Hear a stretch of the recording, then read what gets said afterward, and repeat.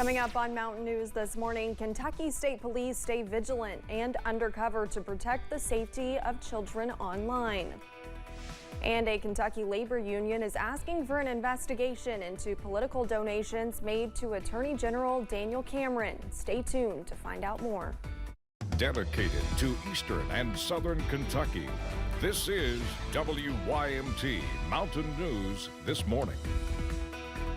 Good morning, I'm Olivia Calfee. We are coming up on 5 a.m. on June 28th. Now let's check in with Brandon Robinson for a look at your forecast this morning. Now, Brandon, on my way in, we were seeing a little bit of that patchy fog here in Hazard.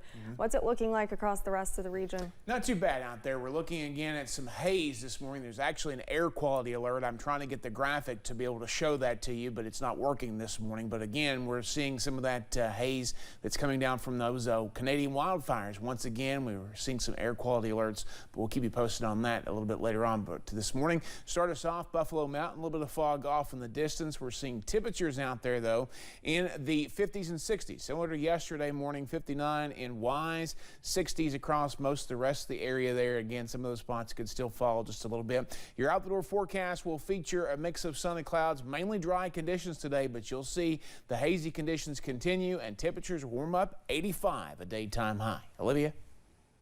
All right, thank you, Brandon. Police in Moorhead are asking for your help to find the person who broke into a church. It happened at the First Baptist Church. Police say the suspect broke in and stole a large amount of money from a church fundraiser. Anyone with information is asked to call the Moorhead Police Department using the number you see on your screen. The Laurel County Sheriff's Department has arrested a man for theft. 26-year-old Kenny Wagers from Manchester is charged with burglary and trespassing after he was caught from a business off of US 25 just north of London. Police began their search for him last week. He was arrested on Monday and he's being held in the Clay County Jail. Kentucky State Police have recently been making arrests in relation to an undercover internet crimes against children investigation. These cases are prompting other law enforcement agencies to warn caregivers of the dangers that come with kids using social media. Gilbert Accardo with Laurel County Sheriff's Office says it is important for caregivers to have conversations with their kids about social media usage. Sit down with your child and talk to them. Tell them that just because it's on the internet or on social media platform doesn't mean it's safe. That everybody that's on there is not a good guy, that there's a lot of bad guys on there. Accardo says if a child is talking to someone online and is asked to meet them in person, they should never agree. Prestonsburg Police Chief Randy Woods has resigned. Mayor Les Stapleton confirmed the resignation with WYMT. Chief Woods was sworn in on July 19th, 2021. He's been on the job for nearly 2 years. Director of Public Safety Ross Shurtleff will act as the interim chief. The announcement comes just days before the one-year anniversary of the shooting in Allen that killed 3 officers and a canine.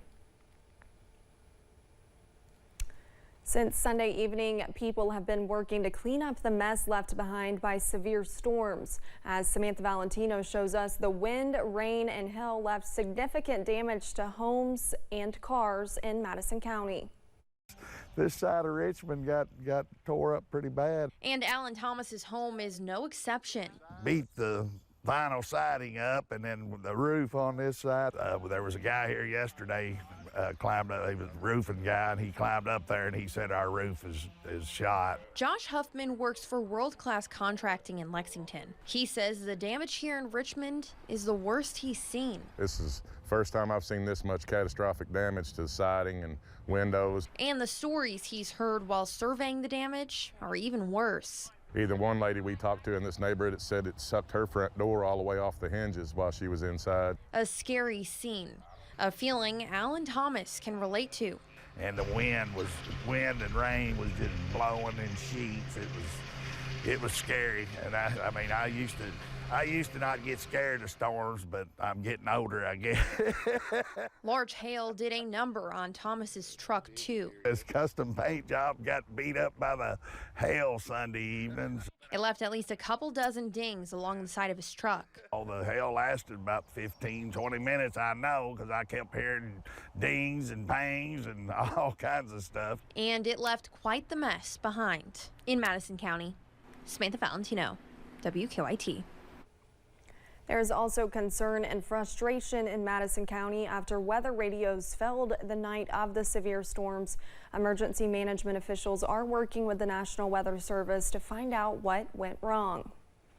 Moving on to state political news, a judge dismissed a lawsuit challenging the constitutionality of 2 Kentucky laws that ban near all abortions in the state yesterday, says the Kentucky Lantern. We told you last week the ACLU filed a motion to dismiss the case. A state Supreme Court decision prompted the move. Justices say abortion providers lack standing to sue on behalf of patients. Now, ACLU lawyers are looking for people trying to get abortions who want to challenge the ban. Groups like Kentucky Right to Life are celebrating the motion to dismiss. A Kentucky labor union is asking for the state executive branch ethics commission to investigate political donations made to Attorney General Daniel Cameron. We first told you Monday that he is accused of soliciting campaign donations from a drug treatment center that his office is investigating.